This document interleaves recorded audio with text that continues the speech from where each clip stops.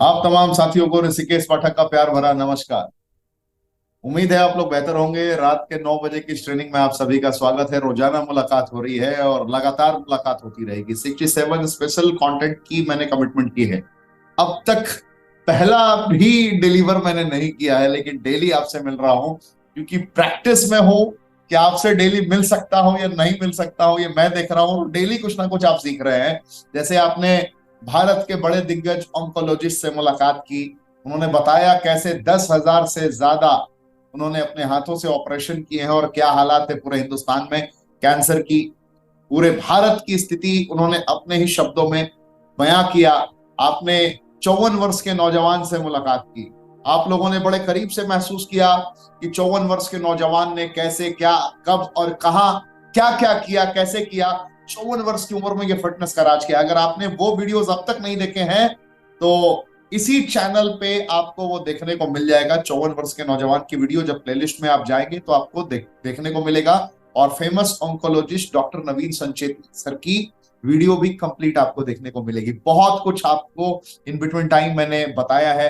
रतन टाटा जी की जिंदगी के बारे में आपको एहसास करने का मौका मिला। पावर ऑफ सबकॉन्शियस माइंड की ट्रेनिंग को महसूस किया आपने।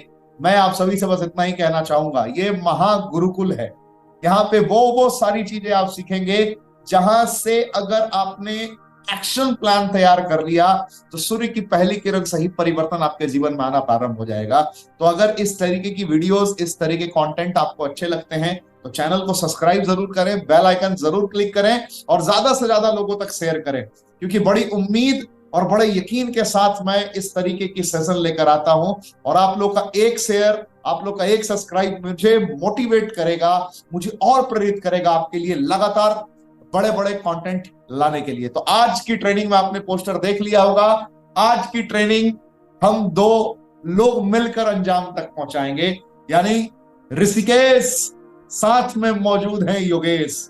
ऋषिकेश एंड योगेश का कॉम्बिनेशन आपको आज इस ट्रेनिंग में देखने को मिलेगा। अमूमन आप मुझे अकेला देखते हैं, लेकिन आज आपको योगेश गुप्ता जी के साथ रूबरू होने का मौका मिलेगा। दिग्गज कॉर्पोरेट ट्रेनर जिनके शब्द और शब्दावली के दीवाने लाखों लोग हैं पूरे भारतवर्ष में। कश्मीर से लेकर कन्याकुमारी तक लोग ठहर के सुनते हैं जब ये अपने शब्द और शब्दावली का प्रयोग करते हैं। तो आज बहुत सारी बातें होंगी। दिलों की धड़कन थाम के बैठिए।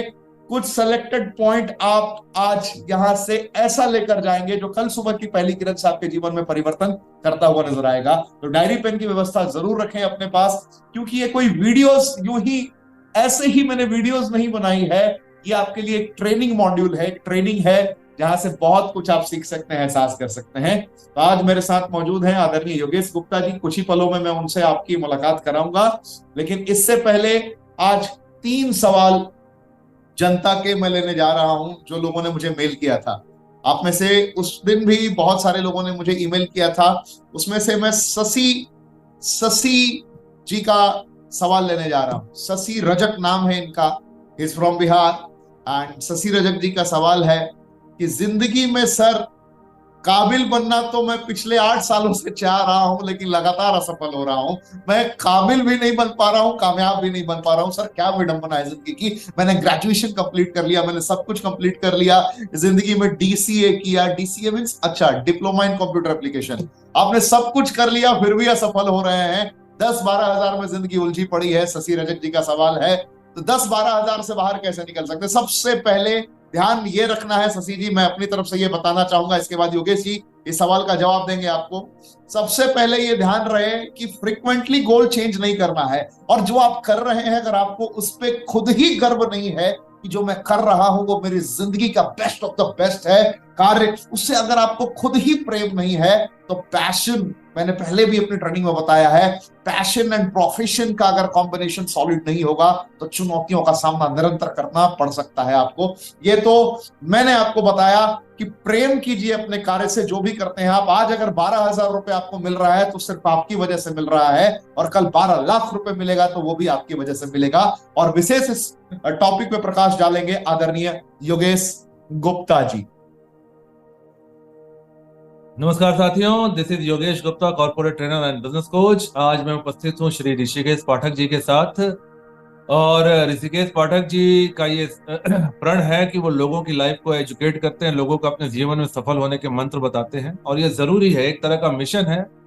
और मुझे उनको इस मिशन में ज्वाइन करते हुए बड़ी खुशी होती है। मैं भी उनके साथ इस मिशन में हूँ। We are on a mission to inspire people. लोगों को प्रेरित करने की बहुत जरूरत है। लोग अपने जीवन में डिमोटिवेटेड, कुंठित बैठे हैं। लोगों को अपने जीवन में पता ही नहीं है कि पहुंचना कहाँ है ना। अभी जैसे शशि जी की बात हो रही थी, तो मैं आपको बताऊं, देखिए दुनिया में मैक्सिमम लोग जो अपने करियर के बारे में सोचते हैं, जीवन में सफल होने के बारे में सोचते हैं, वो हमेशा बाहरी परिस्थितियों पे फोकस करते हैं। उन्हें लगता है बाहर से क्या चेंज कर लिया जाए जिससे मुझे सफलता मिल जाए, बाहरी तौर पे किन तौर तरीकों को चेंज कर लिया जाए। लेकिन देखिए, मैं एक बात आपको कहना चाहता हूँ। इंग्लिश में कहते हैं, it is never important what happens to us, it is always important what happens in us. मतलब कि हमारे साथ दुनिया में क्या हो रहा है ये कतई मायने नहीं रखता, हमारे अंदर खुद के भीतर क्या चल रहा है ये इससे सारा फर्क पड़ता है। यानी आपकी मनस्थिति कैसी है ये इस बात को निर्धारित करती है कि आपकी परिस्थिति कैसी होगी। आपको अपने एटीट्यूड पे काम करने की जरूरत है। एटीट्यूड का मतलब होता है कि आपकी वृत्ति क्या है, यानी किसी चीज को देखने का आपका नजरिया क्या है। एटीट्यूड का मतलब कुछ लोग अकड़ के चलने को समझते हैं, उसे एटीट्यूड नहीं कहते, वो एरोगेंस होता है, और लोगों को एरोगेंट बिल्कुल नहीं होना चाहिए। एटीट्यूड का मतलब होता है कि जीवन के प्रति, अपने काम के प्रति आपका आपका आपकी मनोवृत्ति कैसी है, आपका रवैया कैसा है। अगर आप अपने मनोवृत्ति को चेंज कर सकते हैं, अपने रवैये को चेंज कर सकते हैं, अपने नजरिए को चेंज कर सकते हैं, ट्रस्ट भी, आप जीवन में हर वो चीज हासिल कर सकते हैं जिसकी आपने कभी ख्वाबों ख्यालों में कभी आपने कल्पना भर की होगी। तो अपने एटीट्यूड पे काम करिए सर। और बहुत सारे लोग बोलते हैं कि सर एटीट्यूड बिल्ड कैसे होता है। एटीट्यूड बिल्ड करने के लिए आपके पास एक रीजन का होना बहुत जरूरी है। दुनिया में हम तभी काम करते हैं ना जब हमारे पास कोई रीजंस होते हैं, और पहले एक रीजन तलाशिए कि आपको वो काम करना क्यों है। और जब वो रीजन मिल जाए आपको, तो उसके बाद सेकंड जो काम आपको करना है, that is believe. Believe in yourself. आप उसी परम पिता परमेश्वर के संतान है जिसके टाटा, बिरला, अंबानी सभी है। हम सभी उसी परम पिता परमेश्वर के संतान है। हमारे अंदर असीमित क्षमताएं हैं, असीमित संभावनाएं हैं। जो एक इंसान के लिए संभव है वो प्रत्येक इंसान के लिए संभव है। जरूरी है कि आप अपनी क्षमताओं को पहचाने एक्सक्यूज मी, एंड अपने मनोवृत्ति को चेंज करें। Thank you. बहुत बहुत धन्यवाद आदरणीय योगेश सर। एंड अगला सवाल मैं लेने जा रहा हूं। अगला सवाल है रवीना खन्ना जी का। ये पंजाब से है रवीना खन्ना जी। एंड इनका कहना है कि सर जिंदगी में कुछ ऐसे मोड़ आते हैं जिस मोड़ पे आत्मदाह करने तक की मनस्थिति होती है, क्योंकि घर वाले साथ नहीं देते, बाहर वाले साथ नहीं देते, कोई भी दूर दूर तक साथ में खड़ा नहीं होता जब विपरीत परिस्थितियां आती है, और कभी कभी लगता है खुद को ही मिटा दूं। तो जिंदगी में मैं आपको बताना चाहूंगा रवीना जी, अगर मेरी आवाज आप सुन रही हैं, जिंदगी में आत्मदाह करना या आत्मदाह की सोच भी रखना बहुत बड़ा पाप है। इसे कहते हैं आपने गिव अप कर दिया परिस्थितियों के सामने, परिस्थितियों के सामने आपने घुटने टेक दिया, और जिसने परिस्थितियों के सामने घुटने टेकने की मनस्थिति को भी विकसित कर लिया वो वहीं पे खत्म हो गया। इंसान जो आत्मदाह करता है वो एक बार नहीं मरता है, वो कम से कम 5 बार मरता है। पहली बार जब वो डिप्रेस्ड हुआ, टेंशन में गया, उसी वक्त उसकी मृत्यु हो गई, कि जीता तो जरूर है लेकिन वो हर एक लम्हा दर्द से जूझ रहा होता है, वो समझ नहीं पाता है अपनी परिस्थितियों को। अगली बार जब भी वो विचार करता है कि क्या मैं ऐसा कर लूं, उस वक्त भी वो मरता है।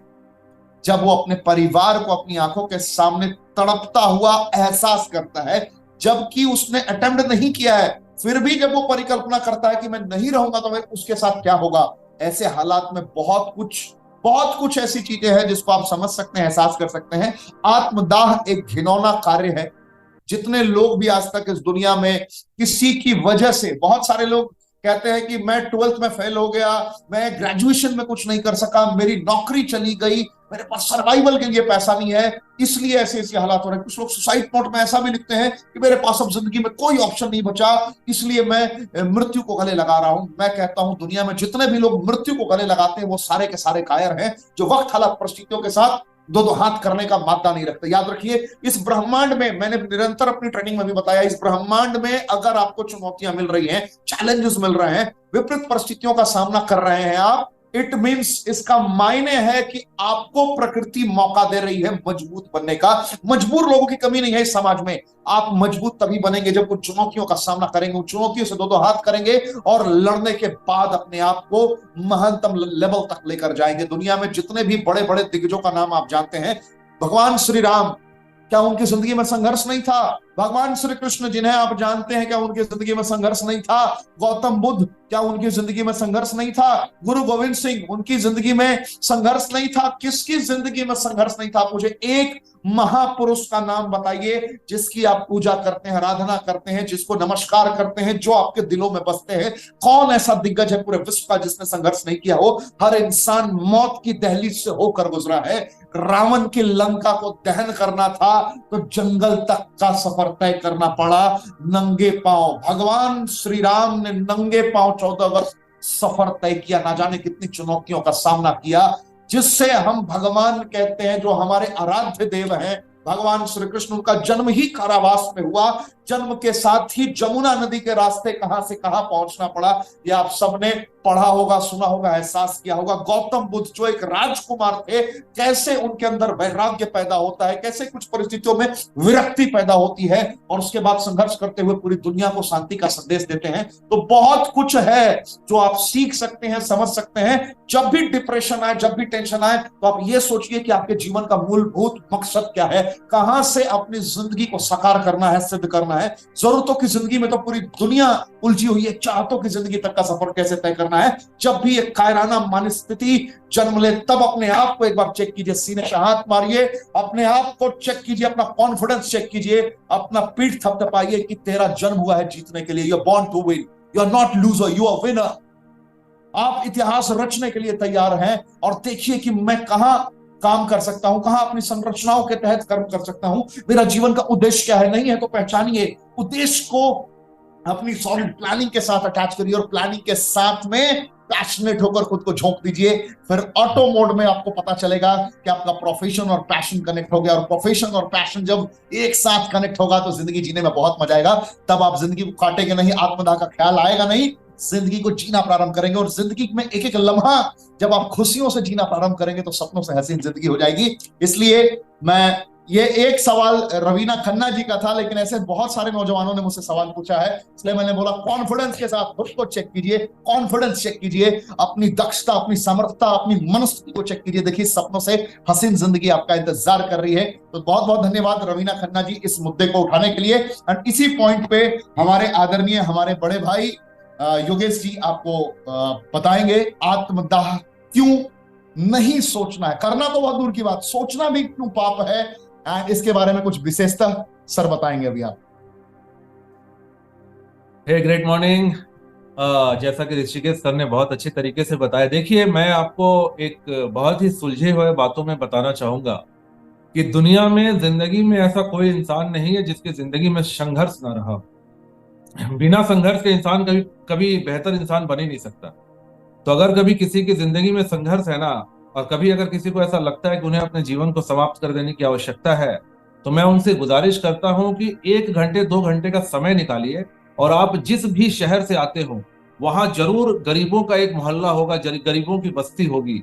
1-2 घंटे उस रात के समय, दिन में मत जाइएगा, रात के समय उस गलियों से गुजरिए और उन गलियों में उन लोगों की वार्तालाप सुनिए, क्योंकि वो बड़े छोटे छोटे घरों में रहते हैं, उनकी बातें सड़कों पर सुनाई देती है। मेरी बात बहुत ध्यान से गांठ बांध लीजिए, आपकी परिस्थिति कितनी ही खराब क्यों ना हो, there are always lot of people who are less privileged than you. आप कितनी ही खराब परिस्थिति से क्यों ना गुजर रहे हो, आपसे भी खराब परिस्थिति में हजारों लोग हमेशा होते हैं। अगर हजारों लोग आपसे भी खराब परिस्थिति में अपने जीवन जी रहे हैं तो आप क्यों नहीं जी सकते। जिंदगी रहेगी तो मौके भी रहेंगे, उम्मीदें भी रहेंगी। जिंदगी ही खत्म कर दी तो मौके भी खत्म हो जाएंगे, उम्मीदें भी खत्म हो जाएंगी। और एक अच्छी बात मैं आपको बताऊं, लोग जिंदगी खत्म क्यों करना चाहते हैं कि उनकी तकलीफों का अंत हो जाएगा। क्या गारंटी है कि जिंदगी खत्म होने के बाद तकलीफें बढ़ नहीं जाएंगी। एक आदमी, उसे स्वर्ग की बड़ी चाह थी, तो उसने कहीं से सुन रखा था कि मरने के बाद स्वर्ग मिलेगा। वो आदमी ने आत्महत्या कर ली, और मरने के बाद जब वो ऊपर पहुंचा तो भगवान ने उनसे कहा कि आपका नर्क में आपका स्वागत है। तो उसने कहा, नर्क? मैं तो स्वर्ग की आह में मरा, आस में मरा था। तो उन्होंने कहा, जब आप जिंदा थे वही स्वर्ग। तो आप कैसे डिटरमाइन कर सकते हैं कि मरने के बाद आपको तमाम परेशानियों से, तमाम तकलीफों से मुक्ति मिल जाएगी, आप तकलीफ से मुक्त हो जाएंगे? ये कौन गारंटी देता है? हो सकता है मरने के बाद तकलीफें बढ़ जाए, और जिंदा है तो कम से कम आप अपनी तकलीफों को रिवर्ट कर सकते हैं, क्योंकि ये कर्म भूमि है। इंसान का जन्म मिला है कर्म करने के लिए। आप अपने कर्मों का तूफान उत्पन्न करके अपनी परिस्थितियां बदल सकते हैं, लेकिन मरने के बाद जब ये देह छूट जाएगा तो सिर्फ सूक्ष्म शरीर के, जिसे हम आत्मा कहते हैं, सिर्फ सूक्ष्म शरीर से आप अपनी परिस्थिति कभी नहीं बदल सकते। तब सिवाय अफसोस के, सिवाय कष्टों के और सिवाय आर्तनाद के आपके जीवन में कुछ नहीं बचेगा। इस बात पे हमेशा गौर फरमाइएगा कि मरने के बाद तकलीफें बढ़ जाएंगी। अगर आप नॉर्मल मृत्यु को प्राप्त नहीं होते, अगर आप अकाल मृत्यु को प्राप्त होते हैं ना, तो आपकी जो आत्मा है जो फील करती है, ये शरीर कुछ फील नहीं करता। जो आपके मन में तकलीफें हैं वो आपकी आत्मा फील करती है, वो मरने के बाद भी फील करेगी और आपको बहुत ज्यादा तकलीफ होगी। अगर आप प्रेत योनि में चले जाएंगे आपको भयंकर तकलीफ होगी, लेकिन वहां से तो रिटर्न आने का भी कोई तकलीफ, कोई जरिया नहीं, कोई रास्ता नहीं। इसीलिए इस तरह के विचारों को अपने दिमाग से निकाल दीजिए, अपने जीवन में संघर्ष करिए। आपके अंदर वो इंसान या भगवान का रूप है। और मैं आपको बताऊं, मेरी बात, मैं आपको गारंटी दे सकता हूं, अच्छा वक्त जरूर आता है। चाहे समय कितनी ही प्रतिकूल क्यों ना हो, चाहे परिस्थितियां कितनी ही एडवर्स क्यों ना हो, अच्छा समय जरूर आता है। टिके रहिए, बने रहिए और विश्वास रखिए खुद पे और उस ऊपर वाले पे, इस प्रकृति पे, कायनात पे। अच्छा समय जरूर आए। Thank you. तो बहुत बहुत धन्यवाद योगेश सर, आपने इस पॉइंट को बहुत बेहतर तरीके से बताया, एहसास कराया। आज का आखिरी सवाल, एंड अगर आप भी सवाल पूछना चाहते हैं तो सबसे पहले तो चैनल को सब्सक्राइब करिए। अगर अभी तक आप बने हुए हैं तो चैनल को सब्सक्राइब करिए। लगातार ऐसे सवालों और जवाब का सिलसिला चलता रहेगा। बहुत कुछ हम आपके लिए लगातार लेकर आते रहेंगे इस चैनल पे। तो चैनल को सब्सक्राइब करना जरूरी है, बेल आइकन क्लिक करना जरूरी है। और अभी तक अगर आप टिके हुए हैं तो आखिरी सवाल लेने से पहले मैं चाहूंगा कि अपने तमाम ग्रुप में इस लिंक को शेयर कर दीजिए, तमाम ग्रुप में इस वीडियो को शेयर कर दीजिए, जिससे एक भी इंसान को अगर कुछ हद तक मदद मिलती है तो हमें लगेगा कि हमने जो ये मेहनत किया, ये मेहनत हमारा साकार है। डेली बेसिस पे आपके अंदर ऊर्जा भरने के लिए मैं आता हूं कि सुबह से लेकर शाम तक जितना भी थकान हो आपका, सारा थकान मैं दूर कर दूं अपनी इस आवाज से, अपनी इस मनस्थिति से और अपनी इस नॉलेज से। जो भी जितना भी परमात्मा की कृपा से थोड़ा बहुत हम लोगों ने मेहनत करके सीखा है, बस उसे ही परोसने की कोशिश करते हैं। कहते हैं खाली हाथ आए थे खाली हाथ जाएंगे, लेकिन जो भी सीखा है वो लगातार रोजाना बांटते जाएंगे। कुछ ऐसी हमारी कहानी, ऐसी संरचनाएं हैं। ऐसे ही खुशियां बांटते रहिए। जैसे मैं मुस्कुरा रहा हूं खिलखिला के, ऐसे ही आप भी मुस्कुराइए। दिन कैसा भी गया, याद रखिए कि सुबह से लेकर शाम तक अभी भी आप सही सलामत हैं। ये ऊपर वाले की बहुत बड़ी कृपा है। बस एंजॉय करिए एवरी मोमेंट, क्योंकि जिंदगी काटना नहीं है, जिंदगी जीना है। और जिंदगी जब जीना शुरू करेंगे तो चाहतों से हसीन जिंदगी आपका इंतजार कर रही है। आखिरी जो प्रश्न है, ये आखिरी प्रश्न है रवि चोपड़ा साहब का। रवि चोपड़ा साहब कहते हैं कि जिंदगी में मैं पिछले 3 सालों से प्रैक्टिस कर रहा हूं कि मैं यहां कामयाब हो जाऊं, मैं वहां कामयाब हो जाऊं। जब भी किसी को कुछ अचीवमेंट प्राप्त करता हुआ देखता हूं तो मैं प्रैक्टिस करना स्टार्ट कर देता हूं। 2020 में मैंने नीरज चोपड़ा को जेवलिन थ्रोअर बनते हुए देखा तो मेरे अंदर जेवलिन थ्रोअर बनने की इच्छा हो गई। और इनकी उम्र, जो रवि चोपड़ा जी हैं, इनकी उम्र 21 साल है, तो इनके अंदर भी जेवलिन थ्रोअर बनने की इच्छा हुई। लेकिन कुछ दिन प्रैक्टिस किया तो परिवार वालों ने सपोर्ट नहीं किया। इसके बाद आईटी कंपनी में जॉब करने के लिए गए तो कुछ दिनों तक काम करने के बाद वहां भी चैलेंजेस का सामना करना पड़ गया। एक मल्टीनेशनल कंपनी में वहां पे काम करना स्टार्ट किया तो 3 महीने के बाद बॉस के साथ अनबन हो गया, वहां पे नौकरी छोड़ दिया।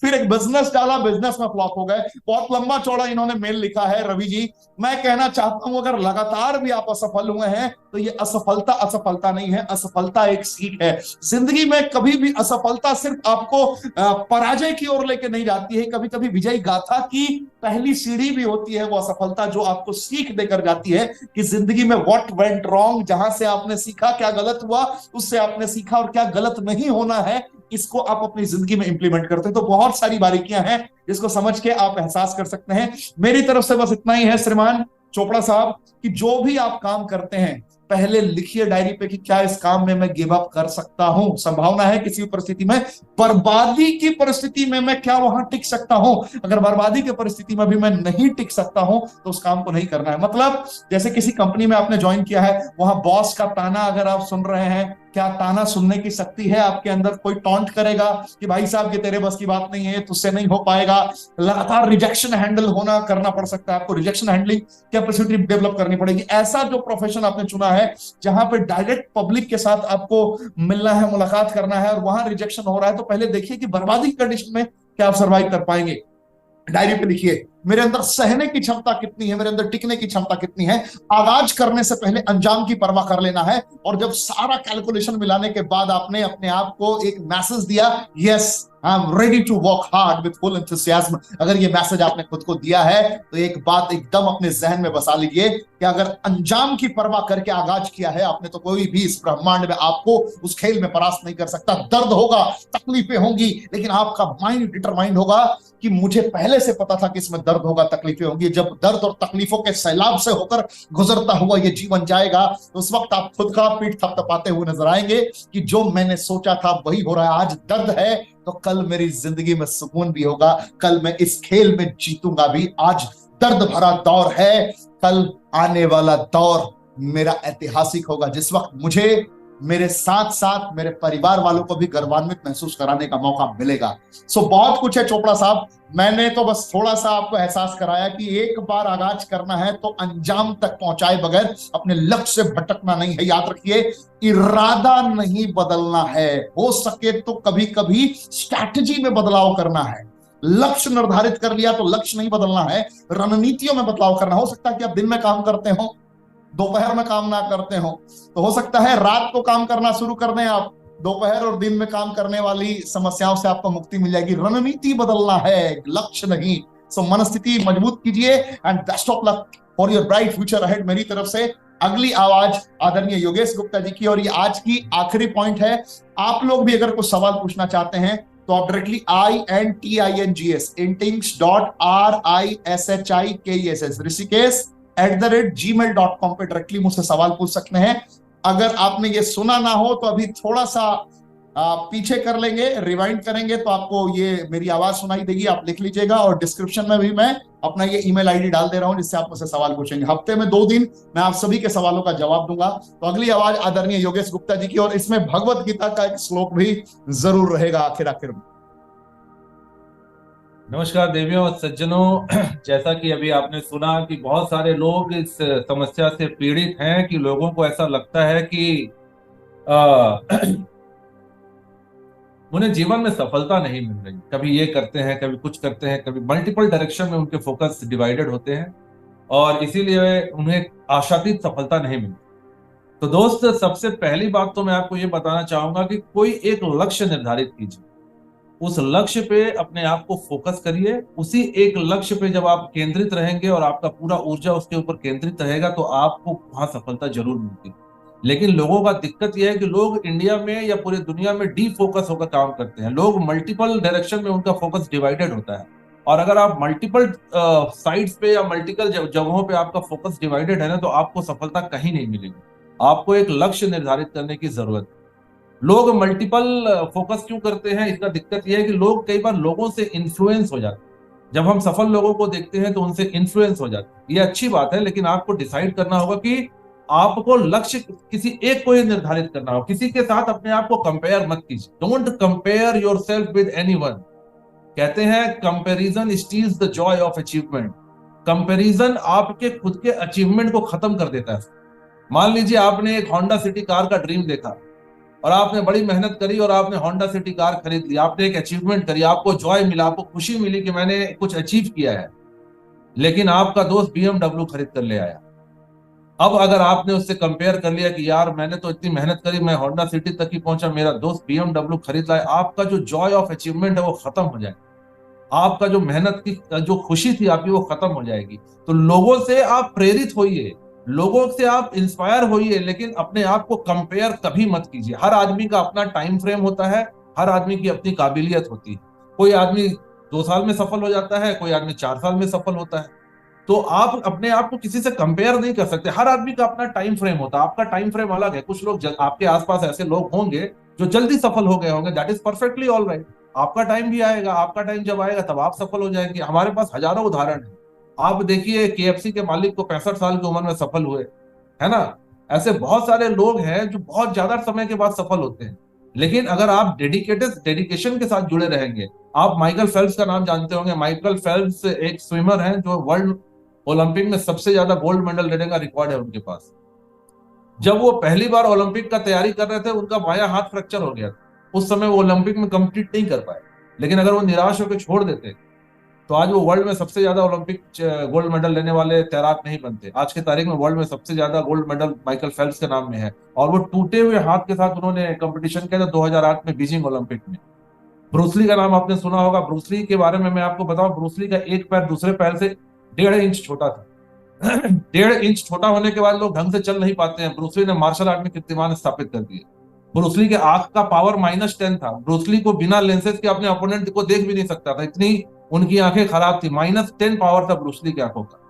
लेकिन ये कमियां उनके रास्ते में कभी बाधक नहीं बनी, क्योंकि उनका लक्ष्य केंद्रित था। उन्हें पता है कि मुझे मार्शल आर्ट में महारत हासिल करनी है, उन्होंने की। तो सबसे पहले अपनी कमियों को गिनना छोड़ दीजिए। आपके अंदर क्या कमियां हैं उसे भूल जाइए। क्या कर सकते हैं इसके बारे में सोचिए। क्या नहीं कर सकते हैं ये बताने के लिए तो दुनिया है।